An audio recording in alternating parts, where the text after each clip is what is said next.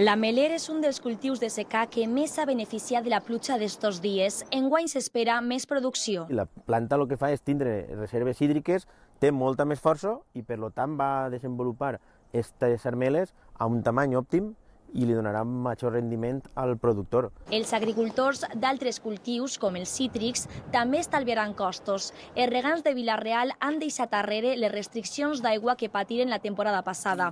Per ara tenen el reg garantit. Vol dir que estem en 100 i pico hectòmetres cúbics, quan més o menys se té un càlcul que aproximadament una campanya de reg ve a ser sobre els 90 hectòmetres cúbics. No hi haurà restriccions, tindran aigua els regants i tindrem aigua per als diferents usos, tindrem aigua suficient. Gràcies a que els embassaments del centre i nord de la Comunitat Valenciana tenen bons registres després d'un dels anys hidrològics més secs de la història.